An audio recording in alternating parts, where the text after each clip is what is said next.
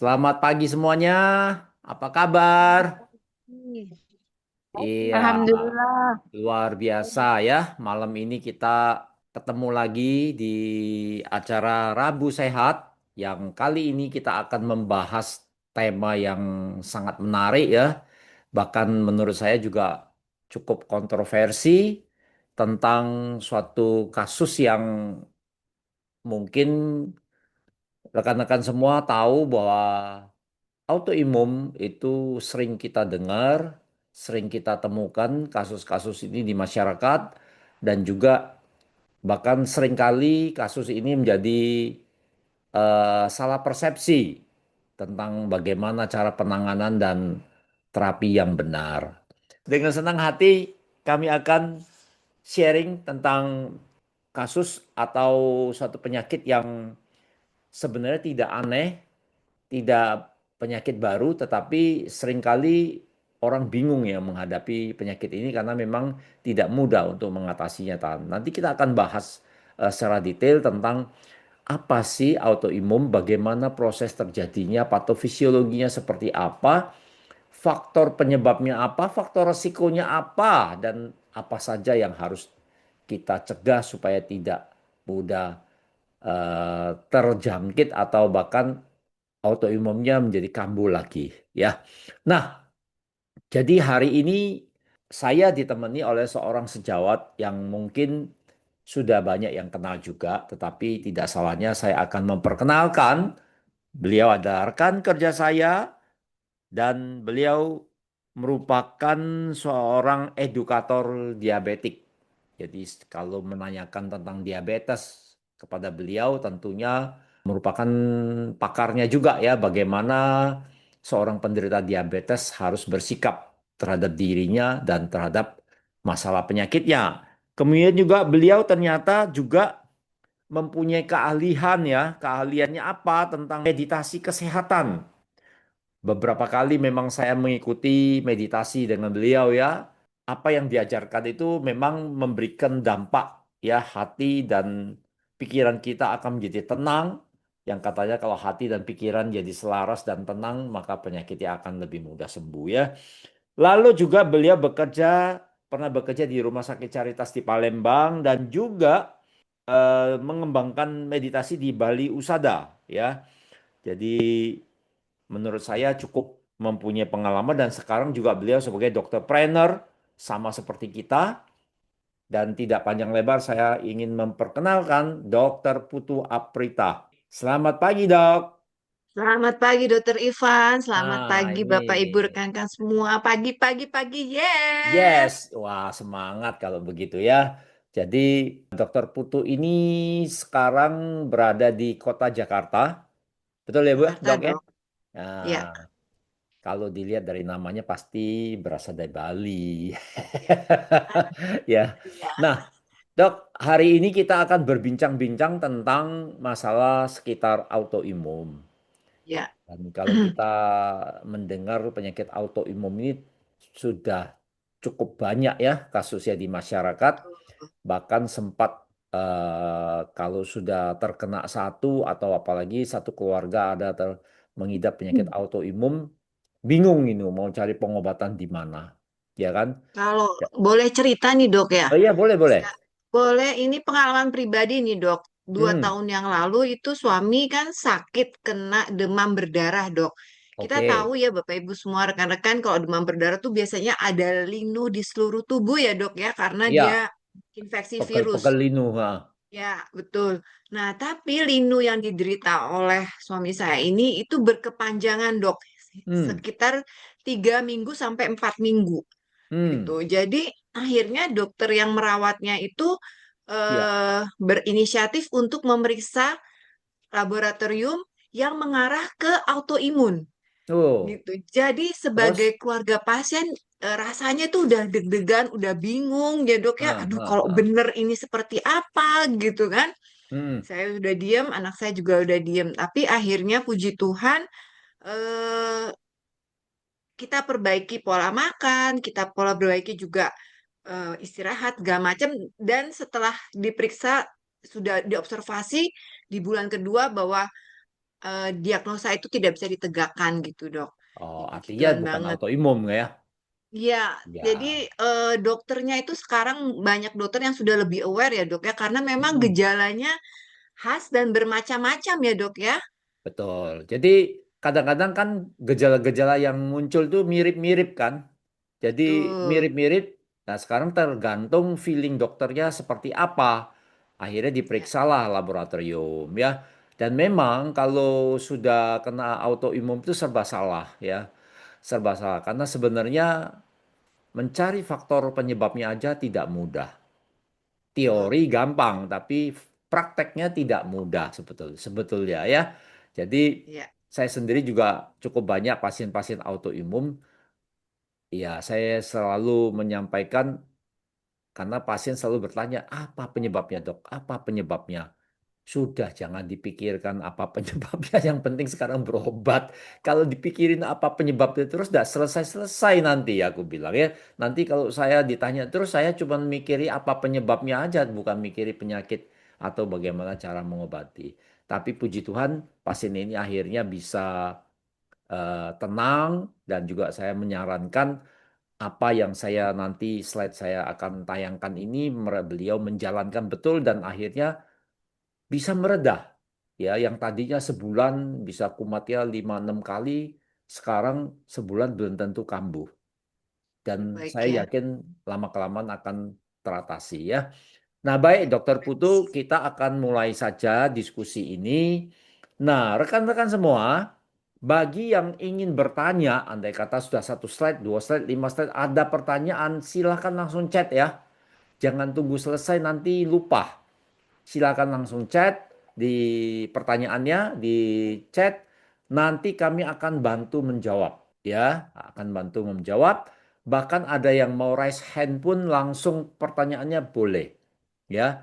Dan perlu saya sampaikan saya Dokter Ivan dengan Dokter Putu bukan hanya sebagai apa ya penghantar diskusi ya ya dok ya bukan orang betul. yang paling Bukan pintar memberi di sini ya kuliah ya, Dok ya. iya Ki- bukan berkuliah dan bukan juga orang paling pintar mungkin juga di sini ada banyak dokter tapi biarlah kita diskusi supaya mendapatkan suatu pencerahan yang bermanfaat bagi kita semua Betul. setuju ya nah oke Setuju. izinkan saya langsung open slide ya baik Ya, saya akan share silakan, slide saya Dok.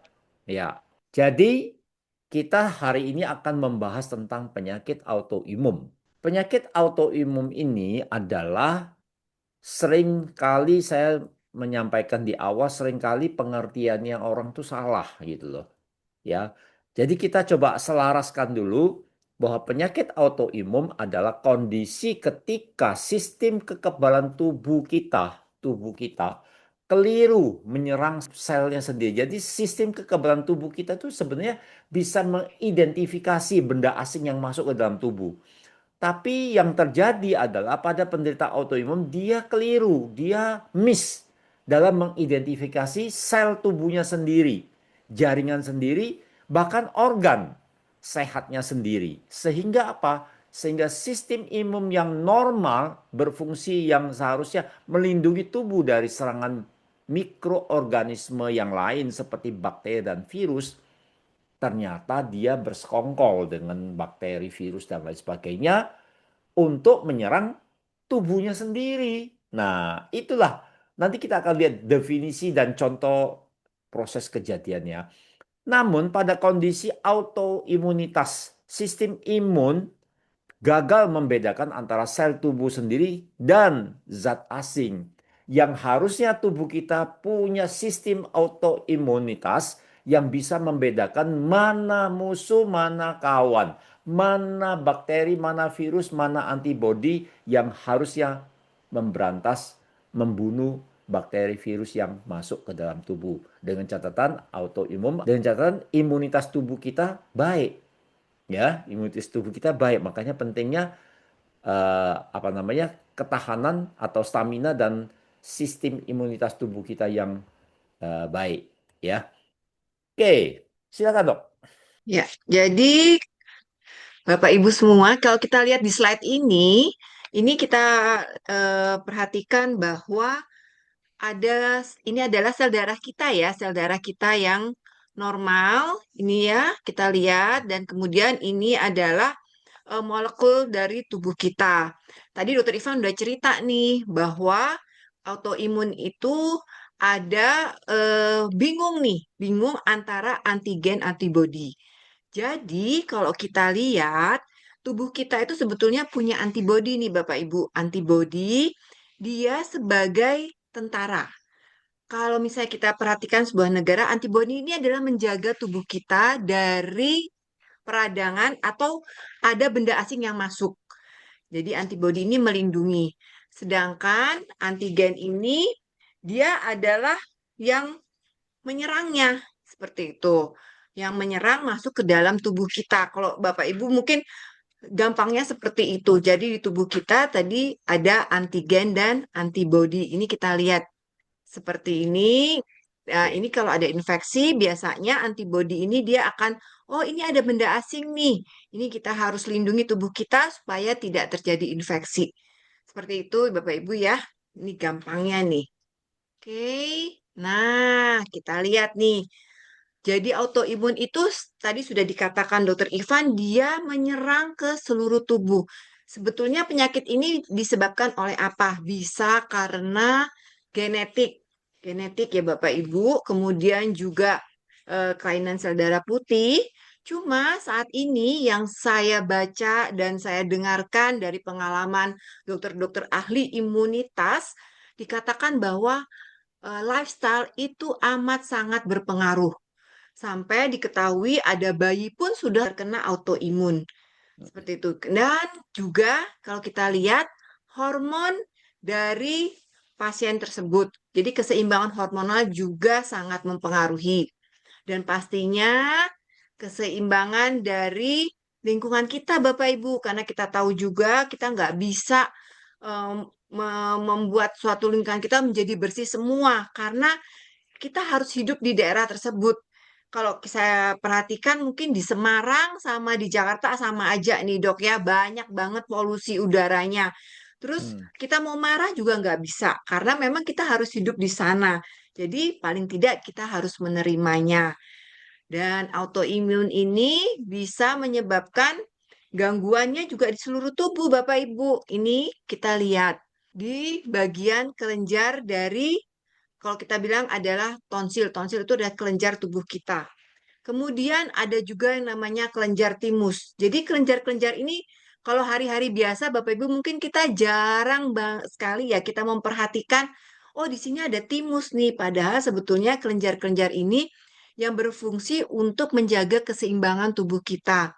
Kemudian ada juga di kelenjar adrenal di ginjal, kemudian juga ada kelenjar di lymphatic node, kemudian juga ada appendix atau usus buntu, dan juga ini adalah sumsum tulang. Jadi ini organ-organ yang di dalam tubuh untuk menjaga sistem imunitas tubuh kita. Dan Ya. ternyata pada saat kita terkena autoimun itu kan memberikan gejala di seluruh tubuh kita. Misalnya di jantung, dia akan menyebabkan miokarditis atau infeksi atau gangguan pada otot jantung. Kemudian skin rash itu adalah kemerahan di kulit tubuh kita, di wajah, di tubuh bagian depan atau belakang. Gangguan penglihatan. Jadi gangguan penglihatan ini juga salah satu tanda bahwa kita terkena autoimun disease.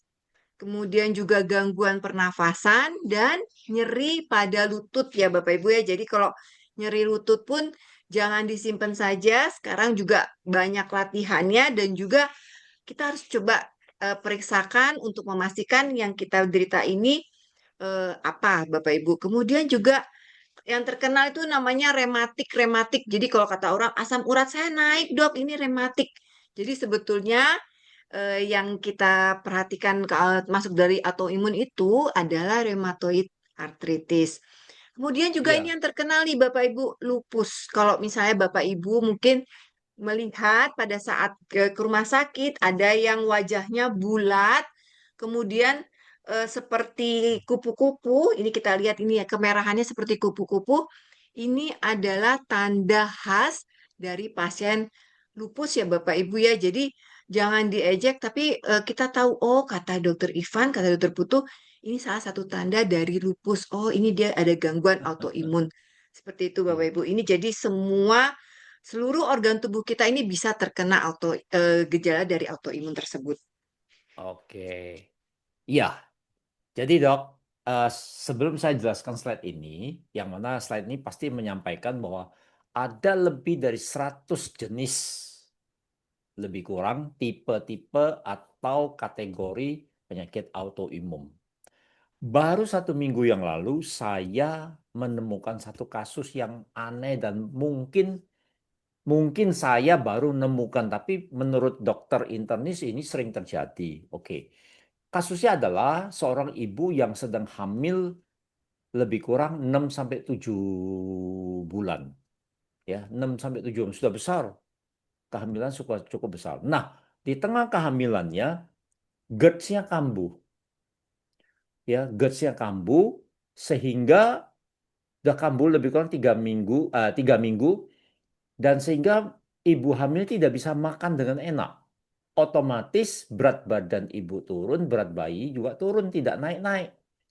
Dan ternyata setelah saya obati tidak berhasil, ya tidak berhasil, saya rujuk ke penyakit dalam, dan penyakit dalam rujuk lagi ke penyakit kandungan, dokter kandungan, dan akhirnya suratnya saya dibalas bahwa ini adalah penyakit GERD akibat autoimun.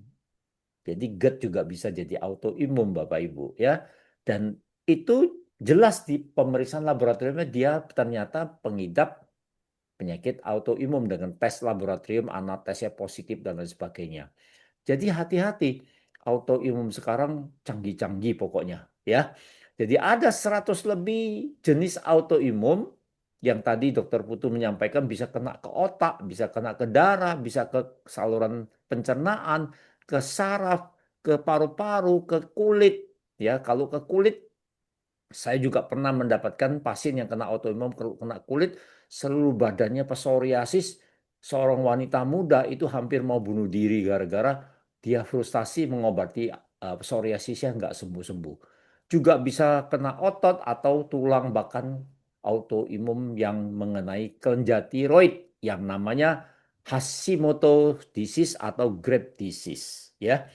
Nah, kemudian rekan-rekan semua, ini slide ini hanya mengingatkan kita bahwa semua yang mendasari penyakit autoimun itu tidak lain tidak bukan, baik itu penyebab maupun pencetus ya, pasti berasal dari radikal bebas.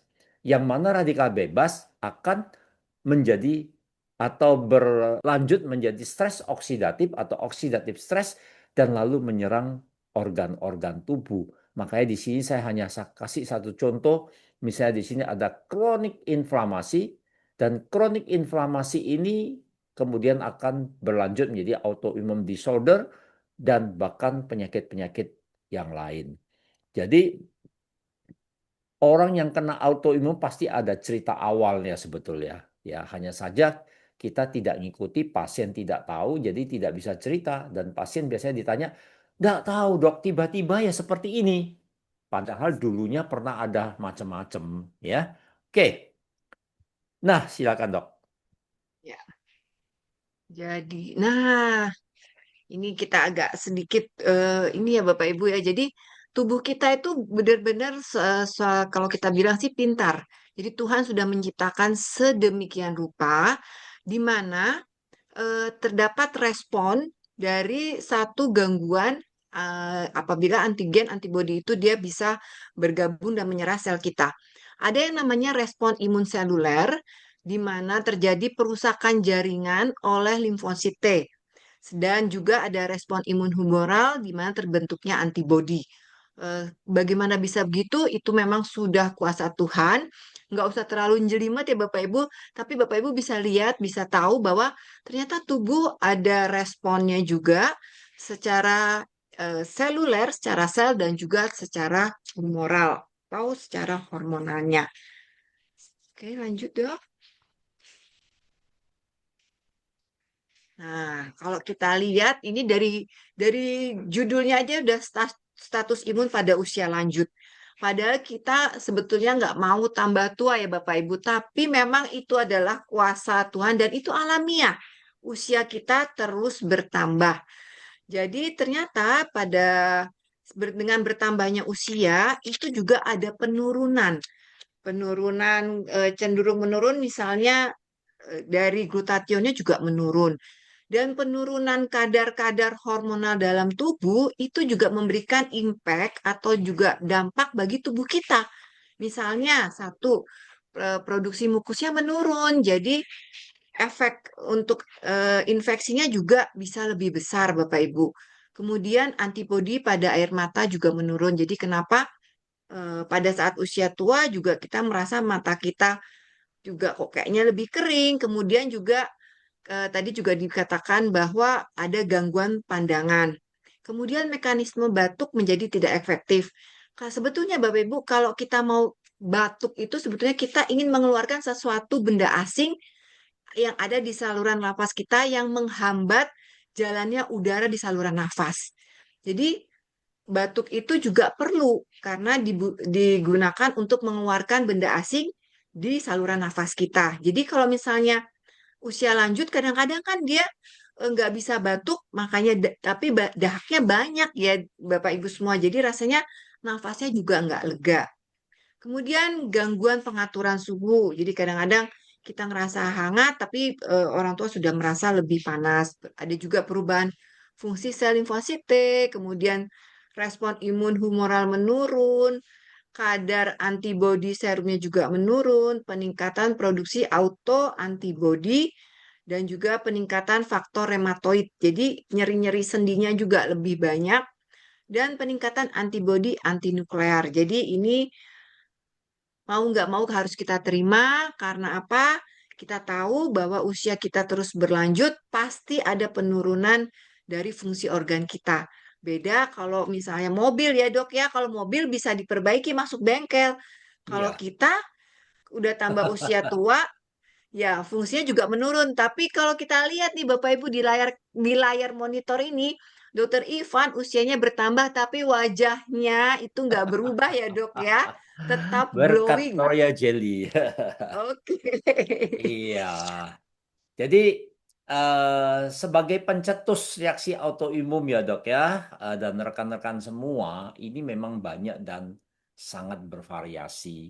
Hanya di sini saya mengambil beberapa kasus atau contoh bahwa senyawa yang ada di dalam badan yang normal dibatasi di area tertentu, dilepaskan ke dalam aliran darah. Itu dalam kondisi fisiologi ya, artinya normal. Kemudian senyawa asing yang menyerupai senyawa badan alami mungkin memasuki badan juga. Jadi pada waktu kan tubuh kita itu kalau bahasa awamnya tuh ada antibodi, ada antigen juga. Antigen itu apa? Ya mungkin kita terkontaminasi dengan bakteri, virus jamur, atau parasit. Ya bisa saja. Bahkan itu tidak akan terelakkan siapapun termasuk saya. Ya. Kemudian sel yang mengontrol produksi antibodi misalnya limfosit B ya mungkin rusak atau tidak berfungsi baik sehingga menghasilkan antibodi yang abnormal yang menyerang beberapa sel badan. Nah, jadi tadi yang saya jelaskan autoimunitas ini kalau dia tidak bisa bekerja dengan baik seperti timbangan, maka dia tidak bisa mengenal dan berfungsi dengan baik sistem imunitas tubuh yang harusnya mencegah ya infeksi bakteri, virus, jamur dan bahkan juga mungkin pola hidup, pola makan yang kurang baik dan akhirnya muncullah serangan penyakit. Jadi senyawa yang normal di tubuh ini berubah, berubah. Kemudian autoimun sendiri ya autoimun disease sendiri yaitu reaksi sistem terhadap antigen jaringan itu sendiri sehingga kehilangan toleransi diri yang harusnya ada bakteri, ada virus atau antigen yang masuk antibodi bisa mentoleransi dan bisa menetralisir menyebabkan sel sistem imun mengenal antigen tubuh sendiri sebagai sel asing. Jadi itu mekanisme terjadinya penyakit autoimun disease. Nanti di slide berikutnya akan lebih jelas lagi bagaimana penyakit autoimunnya terjadi, bagaimana sikap atau mekanisme pertahanan tubuh kita terhadap benda asing. Dan pada orang normal seperti apa, pada orang sakit autoimun itu seperti apa. Ya, ini contoh gambar. Ini autoimun seringkali kita menemukan Graves' disease atau Hashimoto disease yang menyerang kelenjar tiroid. Kemudian ini adalah lupus erythematosus ya, atau juga ada alopecia areata. Ini juga saya pernah jumpai kasus ini. Seorang gadis masih usia 18 tahun sudah botak di tengah. Ya, karena kena alopecia areata termasuk dalam kategori autoimmune disease juga. Ya. Nah, ini Dokter Putu coba dijelaskan ini. Normalnya seperti apa? Autoimun itu seperti apa dari gambar ini? Betul. Ya. Jadi kita kita bikin sederhana ya, Bapak Ibu semua ya. Jadi kalau kita lihat gambar ini adalah eh, badan orang normal di mana Tuhan sudah menciptakan ada antibodi. Jadi badan kita ini seperti suatu negara nih.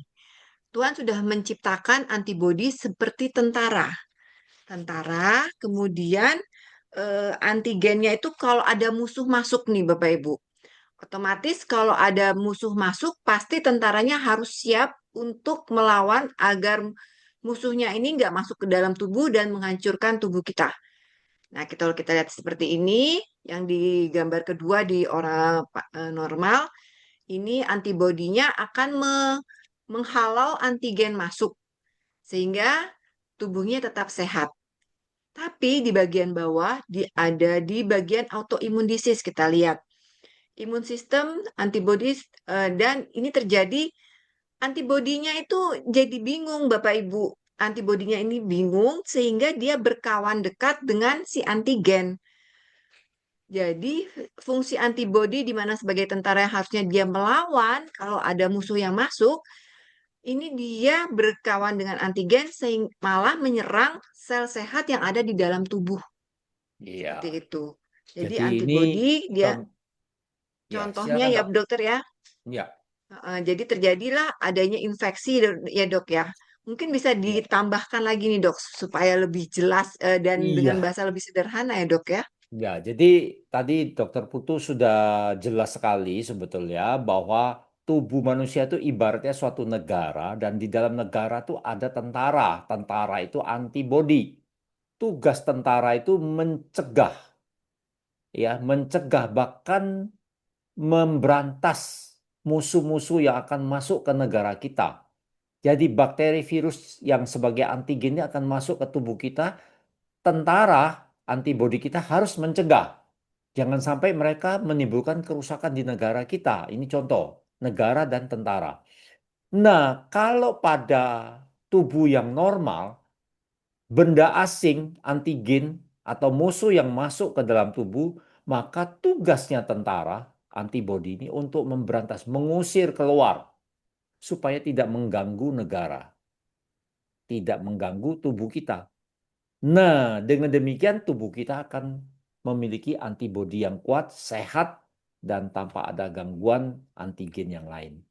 Tetapi pada orang yang autoimmune disease, kita bisa lihat immune system form antibodies to self antigen. Artinya antara tentara ini antibodi dengan antigen itu justru tidak saling menyerang, justru berdampingan, ya, berdampingan pada suatu negara. Negara ini tubuh manusia sehingga mereka justru bukan diusir atau dibunuh, tapi ayo kita bareng-bareng membentuk antigen, membentuk antibodi yang mana antibodi itu sendiri nanti menyerang tubuhnya sendiri, artinya menyerang negara itu sendiri, ya tubuhnya orang itu, sehingga akan terjadi yang namanya inflamasi and tissue damage atau terjadi peradangan kronis dan kerusakan jaringan. Nah, muncullah autoimmune disease Berarti seperti itu. bukan kalau katanya biasanya eh, s- ada yang bilang bahwa autoimun disease itu karena dia imunitasnya berlebihan. Jadi bukan seperti itu ya dokter Ivan ya. Sebenarnya bukan seperti itu. Ya, kalau mau dilihat definisi yang lebih detail lagi dalam bahasa Inggris, saya lupa masukkan slide di sini, bahwa autoimun itu adalah adanya disfungsi sistem imunitas tubuh, yang mana homistik, ya, kalau tidak salah istilah bahasa ini, homistik recognize recognize the cell self. Jadi artinya di mana gangguan fungsi imunitas, di mana ada kesalahan atau who mistake cell. Jadi artinya adanya kesalahan dari sistem imun yang mendeteksi sel tubuhnya sendiri dan akhirnya dia menyerang tubuh sendiri, ya. Jadi sebetulnya istilah itu yang lebih tepat sebetulnya dalam bahasa Inggris textbook, ya. Oke, silakan Bu.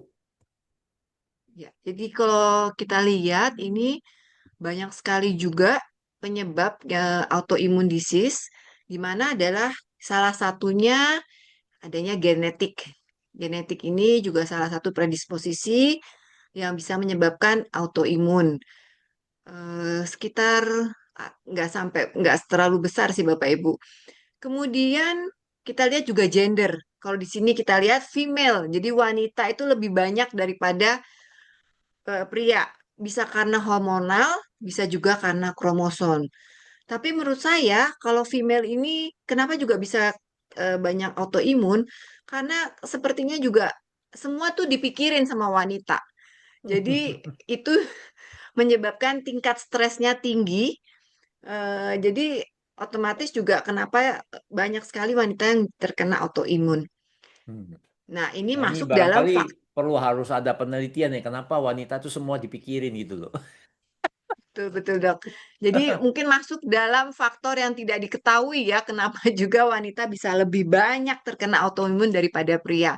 Ya. Kemudian kita lihat yang faktor-faktor eksternal, misalnya karena virus, karena bakteri, kemudian juga obat-obatan, kimia, polusi salah satunya juga sinar matahari, dan kita termasuk juga negara tropis. Jadi, gimana dong kalau saya suka jalan pagi?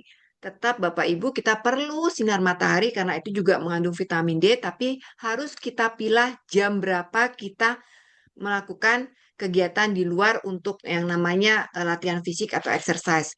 Kemudian diet, diet itu juga bukan diet yang sangat membuat kita stres, tapi yang membuat kita nyaman. Dan pastinya Bapak Ibu yang di sini juga harus memilih diet mana yang paling cocok buat diri kita. Jadi bukan berarti diet misalnya keto itu bagus, jadi saya coba keto, tidak. Jadi kita sesuaikan dengan tubuh kita. Nah, salah satunya adalah stres. Jadi bagaimana kita bisa memanage stres ini supaya apa yang kita dapatkan atau kita yang terima, kita lalui itu tetap memberikan kebahagiaan dan rasa syukur kita mengalaminya. Kemudian satu lagi juga ada variabelnya yang lain, itu imunoglobulin, kemudian T cell reseptor, dan ini bagian dokternya apa yang bisa menyebabkan. Jadi ini banyak sekali yang menyebabkan. Jadi kalau bestie-bestie saya yang hadir di sini, yang sama-sama kita female, yuk lebih bahagia karena rasa bahagia itu adalah obat. Ya dokter ya, Iya. silahkan. Oke. Ya, jadi tadi Dokter Putu sudah menjelaskan juga bahwa beberapa faktor pencetus yang bisa menyebabkan penyakit autoimun. Di sini slide ini saya hanya mengingatkan dari makanan juga bisa ya jadi autoimun. Tidak hanya dari bakteri, virus, jamur, parasit, tapi dari makanan juga bisa ini. Food intolerance itu bisa juga menyebabkan autoimmune disease. Anda coba lihat berbagai macam penyakit yang bisa menyebabkan akibat food intolerance atau berbagai macam penyakit. Ini yang berkaitan dengan pola makan, ya. Pola makan dan perilaku hidup. Jadi hati-hati juga kadang-kadang bukan. Justru sekarang kalau kita mau lihat ya, penyakit-penyakit aneh sekarang kebanyakan bukan karena infeksi ya dok ya, karena bukan karena jamur, virus atau bakteri, tapi dikarenakan pola makan, pola hidup, bahkan Pola hidup juga ya dok ya, stresor lifestyle yang pokoknya ya ya dok ya. stres yang tinggi itu bisa muncul berbagai penyakit yang aneh. Hmm. Kemudian Bapak Ibu semua, nah tadi saya juga menyampaikan bahwa semua itu yang mendasari adalah radikal bebas yang menjadikan stres oksidatif atau oksidatif stres sehingga merusak sel tubuh atau free radikal ini merusak lalu muncullah berbagai macam penyakit yang ada di dalam tubuh manusia dan salah satunya bisa menyebabkan autoimmune disease juga ya, misalnya lupus, psoriasis, multiple sclerosis, atau macam-macam lah pokoknya ya aneh-aneh. Jadi kita harus waspada. Dan selanjutnya, Dok. Ya, kalau ini kita lihat tadi Dokter Ivan sudah mengatakan ini adalah salah satu bentuk dari lupus. Ya, jadi kemerahan ya Bapak Ibu ya di bagian tubuh, punggung, kemudian juga ada yang namanya psoriasis. Kemudian juga kita lihat ini butterfly ya Dok ya. Ini Ya, khas banget. Kalau kita lihat ini butterfly di wajah dan juga ini adalah psoriasis. Jadi kemerahannya khas ya Bu ya, bukan kemerahan seperti kita terkena gigitan serangga, beda. Tapi ini bentuknya khas sekali, batasnya, kemerahannya, gatalnya juga khas. Jadi jangan disimpan Bapak Ibu kalau memang seperti ini, langsung kita berangkat ke tempat klinik medis ya Bapak Ibu untuk mendapatkan pemeriksaan lebih lanjut. oke. Selanjutnya dok, wah ini untuk terapinya ya Bapak Ibu sekalian. Jadi memang kita lihat terapinya itu yang utama itu saya harus minum obat. Padahal sebetulnya obat itu sebetulnya yang awalnya adalah edukasi. Jadi obat itu fungsinya hanya untuk mengurangi gejala dari penyakitnya. Sedangkan untuk ini bisa sembuh nggak? Kita bilang adalah remisi atau bisa dikendalikan. Jadi penyebabnya ini kita bisa apalagi terapinya selain obat bisa dengan detox. Jadi ada yang nggak boleh makan misalnya terigu katanya gitu. Kemudian oatmeal. Jadi kita detox dulu. Detoxnya untuk mengetahui apa saja nih makanan yang bisa menyebabkan timbulnya gejala. Jadi kalau udah ketemu nanti oh ini yang menyebabkan timbul gejala. Jadi yang tahu adalah diri kita sendiri. Kemudian immune modulation ini kita udah mungkin semua sudah tahu di sini ada produk kita yang namanya Propalix ini bagus banget untuk meningkatkan imunitas tubuh. Kemudian latihan fisik atau exercise kita cari yang sesuai dengan diri kita. Bootcamp ini misalnya kita bisa berkumpul dengan sesama rekan-rekan mungkin yang memiliki keluhan sama itu akan membuat semangat kita akan menjadi lebih tinggi bahwa ini bukan akhir dari semuanya. Juicing ini jus ya Bapak Ibu semua. Jadi ada beberapa jus atau buah mungkin yang paling baik untuk pasien autoimun tentunya. Tapi pastinya jusnya juga tidak ditambah gula. Nutrisi ini penting sekali karena kadang-kadang kita di Indonesia kalau kita lihat piring makannya adalah piring makanku dia lebih banyak karbonya. Nah, sekarang sudah diperbaiki. Jadi antara serat, karbohidrat, protein itu sudah ada takaran yang terbaru. Jadi nanti Bapak Ibu bisa googling piring makanku itu yang terbaru dari kesehatan. Suplementasi, suplemen yang kita bisa tambahkan disesuaikan dengan kondisi tubuh kita juga. Nah, ini drug. Ini kalau kita lihat drug itu bukan yang utama, tapi memang harus kita ikuti karena nanti dosisnya lama-lama akan diturunkan untuk mengurangi juga melihat gejalanya. Coaching, jadi kalau kita lihat edukasi ya Bapak Ibu ya, banyak sekali edukasi. Tidak hanya di klub-klub di rumah sakit, tapi juga dari YouTube kita juga bisa lihat tentunya. Dan pastinya yang kita bisa ambil adalah terapi ini bukan untuk mengobati, tapi untuk menjaga supaya gejalanya tidak timbul lebih hebat. Jadi bisa remisi Bapak Ibu. Seperti itu, Dok. Ya, jadi kalau kita lihat slide ini, saya boleh nambahin sedikit pendapat ya, Dokter Putu, Iya. bahwa slide ini menjadi salah satu alternatif terapi yang namanya Autoimmune Disease Wellness Program. Artinya sekarang itu terapi autoimun tidak bisa semata-mata hanya obat-obat melulu. Ya, apalagi maaf ngomong, biasanya autoimun selalu dosis tinggi kortikosteroid. Sehingga efek samping dan sebagainya kalau dipakai berbulan-bulan itu akan muncul. Jadi ini adalah terapi alternatif atau terapi komprehensif, ya. Terapi komprehensif yang mana menjadi banyak pilihan tergantung dari need-nya, penyebabnya. Kalau Anda baca di bawah ini sangat jelas. Ini adalah, coba saya baca ya supaya kita paham. Autoimmune disease Hashimoto thyroiditis, jadi kenanya ke kelenjar tiroid, lupus and type 1.5, diabetes ya, diabetes tipe 1 itu juga autoimun, require multiple therapy in order to attack this disease on multiple front.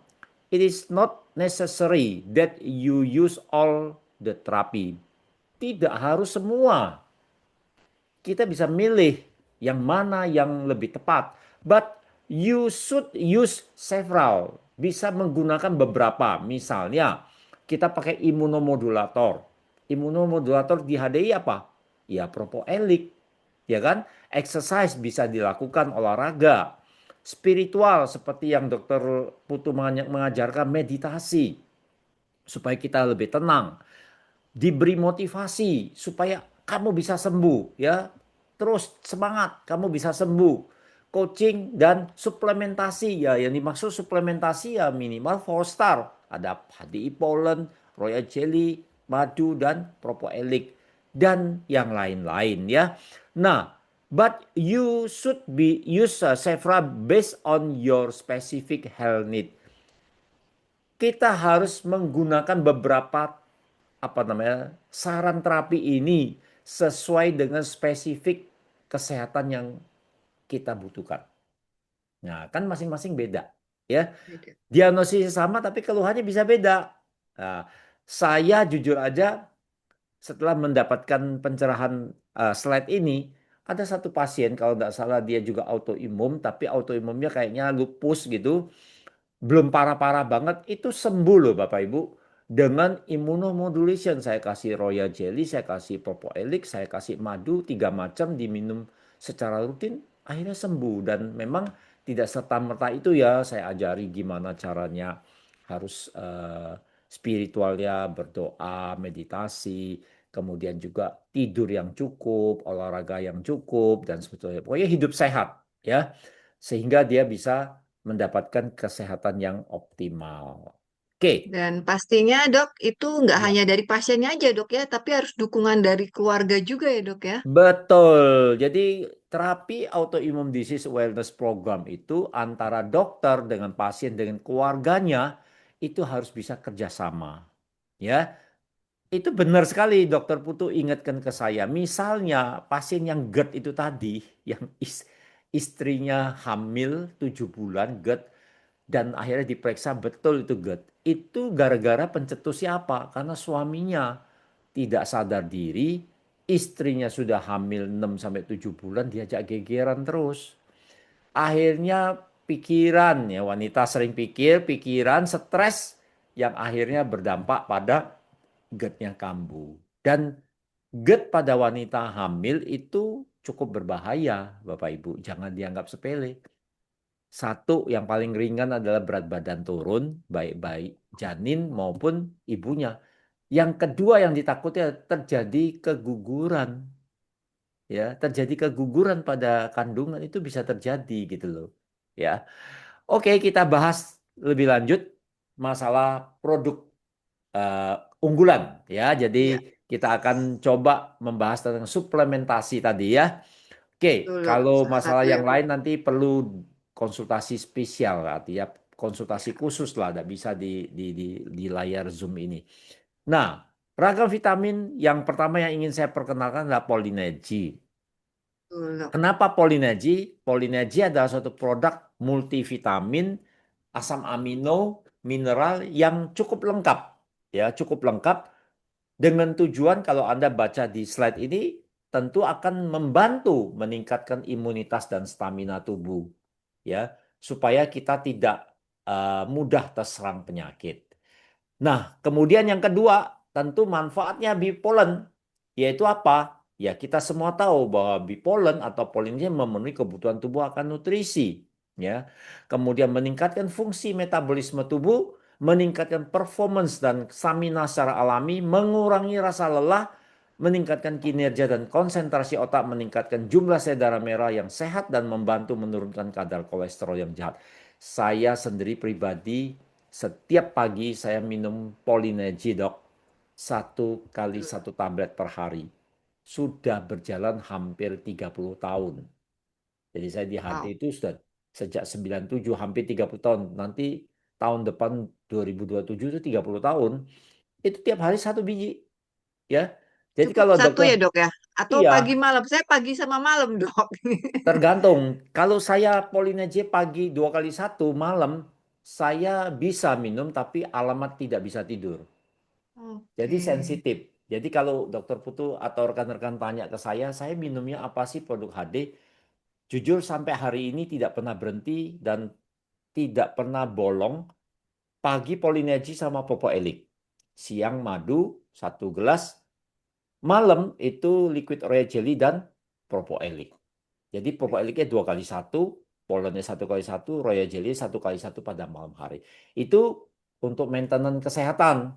Tapi kalau saya sakit bisa jadi namanya flu juga bisa ya, bisa jadi Polinesia bisa 2 kali 1, tapi saya ambil yang sore, tidak berani malam.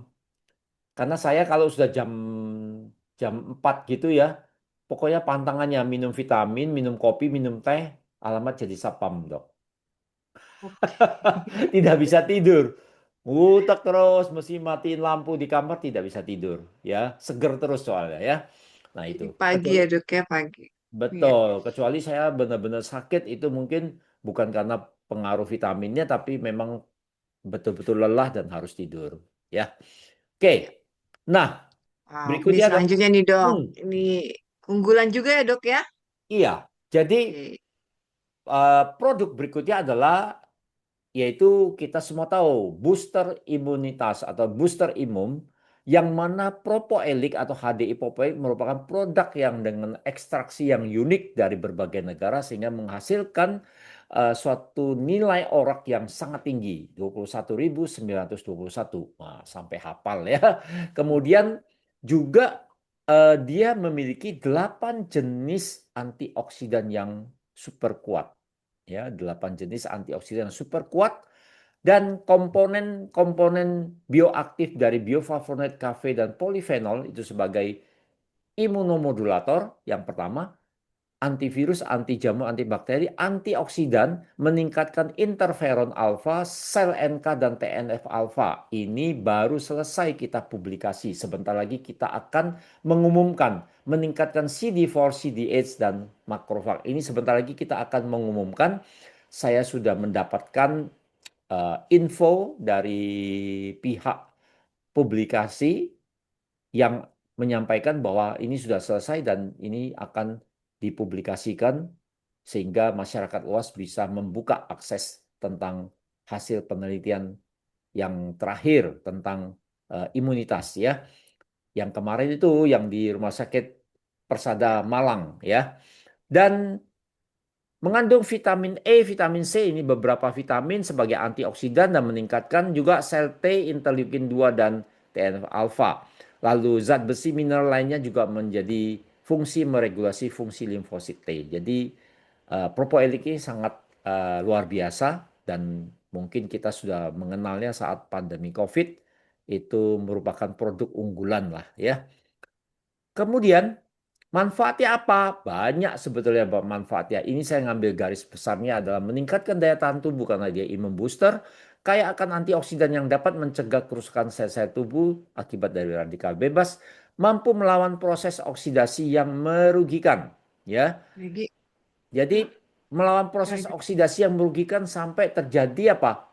Bahkan terjadi kanker juga bisa ya. Jadi dia akan melawan, mencegah terjadinya proses oksidasi pada sel tubuh yang menyebabkan stres oksidatif dan menghambat peradangan atau sebagai antiinflamasi. Masih ingat beberapa minggu yang lalu di Rambu Sehat saya membawakan tentang inflamasi berujung dengan kanker ya. Jadi inflamasi di tubuh jangan dibiarkan bisa lama-kelamaan menjadi kanker ya. Jadi konsumsi Popailiknya berapa? Bisa maintenance 2 kali 1 atau terapi atau sedang dosis yang sedang sakit ya bisa 3 kali 1 bahkan 3 kali 2. Keunggulan propoelik itu bisa punya yang pertama nilai orak tadi sudah saya sampaikan, kandungan kafeinnya yang poten. Artinya di dalam propoelik itu kandungan kafe itu mempunyai peranan yang sangat penting sebagai antioksidan, antiinflamasi, imunomodulator, bahkan anti cancer. Kafe, kafe itu tadi singkatan dari caffeine acid phenyl ester. Kemudian ekstraksi dengan teknologi CMCA. Nah, ini yang menjadi hak paten yang tidak dimiliki oleh perusahaan-perusahaan lain yang memproduksi bipopolis, yaitu hak paten CMCA ini ada continuous multi-stage countercurrent extraction ya. Oke. Jadi HDI Popoedik ini sebagai immunity pioneer di HDI, produk HDI dan dia multi origin super ekstraksi sehingga dia punya bioavailability-nya tinggi sekali dan diproduksi berupa Vega Cup yang bisa dikonsumsi untuk vegetarian maupun tentunya punya sertifikat halal ya. Nah, oke. Produk yang berikutnya, Dok. Royal Jelly ya dok, ini favorit banget nih, terutama buat wanita.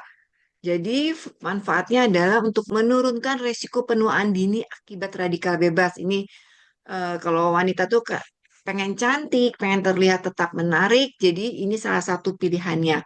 Meningkatkan kadar kolagen untuk kesehatan kulit. Jadi memang kita tahu bahwa kolagen di dalam tubuh kita itu menurun sejak usia kita 25 tahun. Jadi kalau misalnya, besok aja saya minum Royal Jelly-nya, saya kan masih usianya masih 30. Jangan ya, Desti semua, ayo tetap kita konsumsi Royal Jelly karena memang banyak sekali manfaatnya. Meningkatkan sistem imun tubuh terutama alergi. Jadi dia juga memperbaiki kalau misalnya Bapak Ibu di sini ada riwayat alergi, memperbaiki sistem reproduksi, mengatasi nyeri haid, kemudian juga meningkatkan daya ingat dan melindungi sistem saraf, juga mencegah osteoporosis atau pemeroposan dari tulang kita. Jadi ini banyak sekali manfaat dari royal jelly dan kemasannya ada dua, ada yang cair dan juga ada yang tablet. Selanjutnya dok, Kemudian,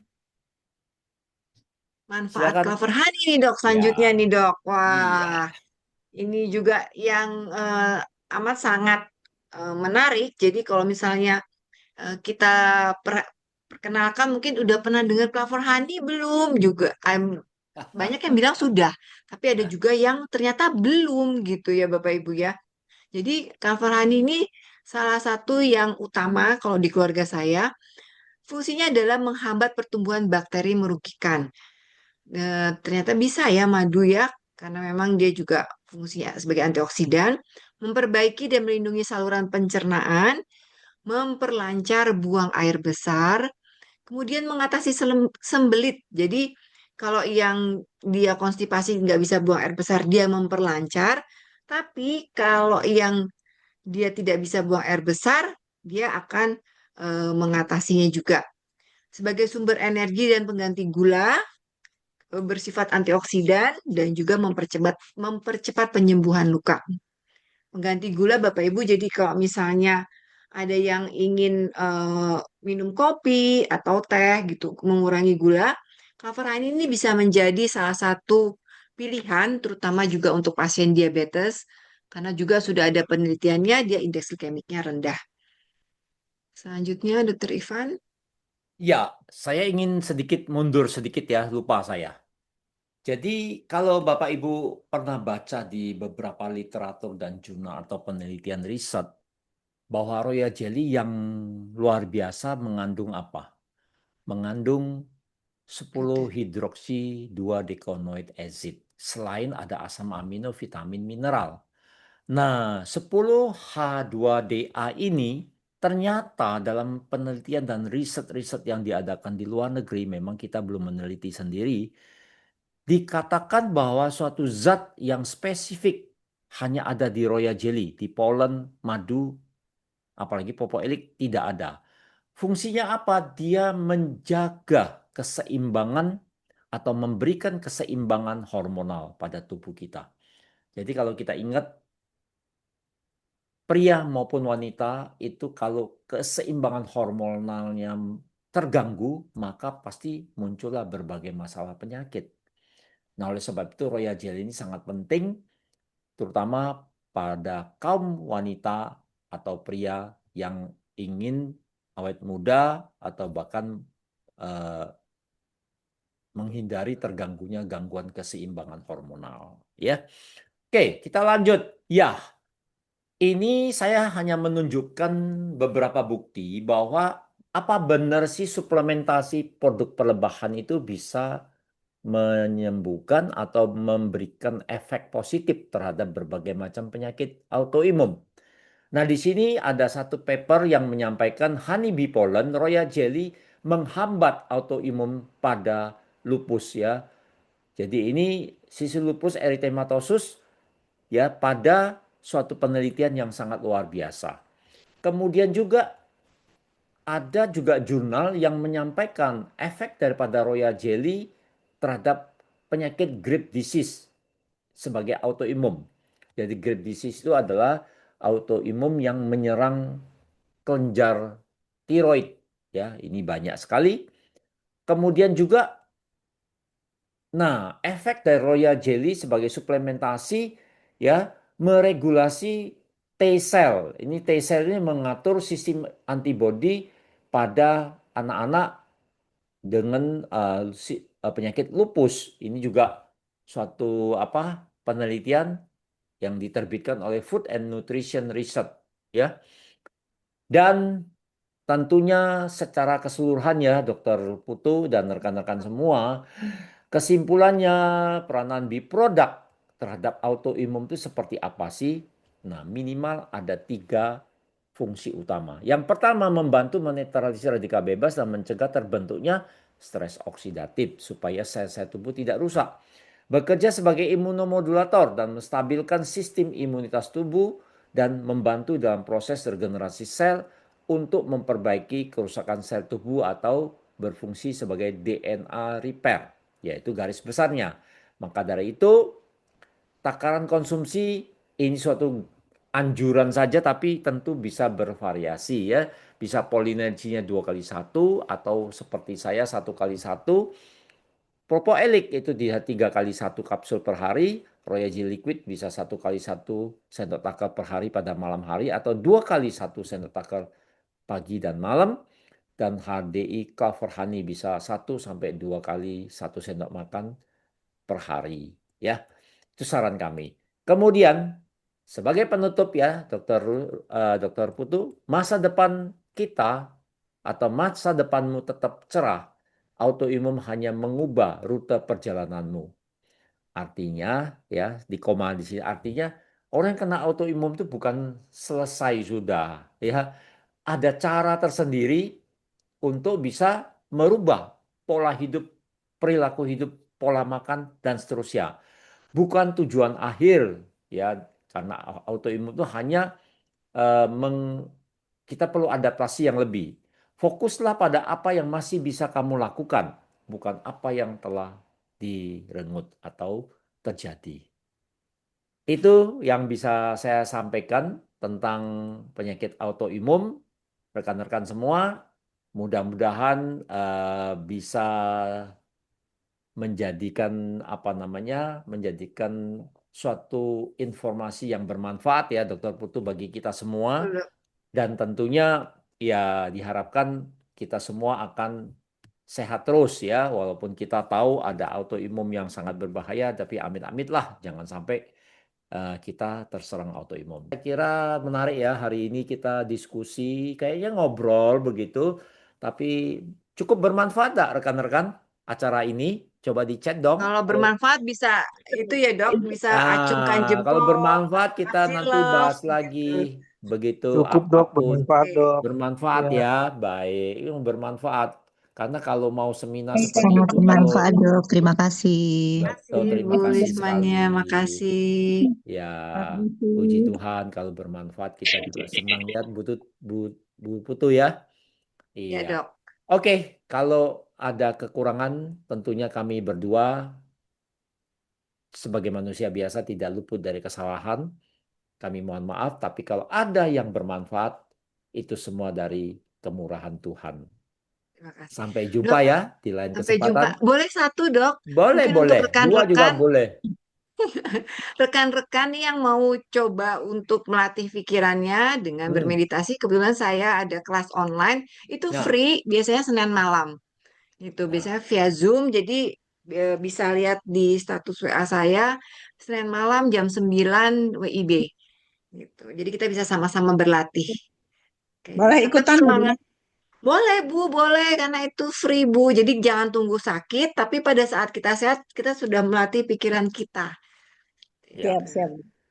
Oke. Ya, Nah, itu guru meditasi itu. Tapi kalau saya paling sekali dua kali kalau suruh sering-sering bisa ngantuk saya. ya, karena kan memang ternyata tubuhnya memang butuh rest dok. Jadi kadang-kadang kalau kita Meditasi saya lebih meditasi banyak ngantuk. pilihannya tidur. Betul. Baik ya, Baik, Dokter Putu. Mungkin kita baik, cukupkan sampai di sini. Sampai jumpa di Rabu Sehat berikutnya di bulan depan ya. See you semuanya. baik. God Bye, bless Iya, Dok. Di. all.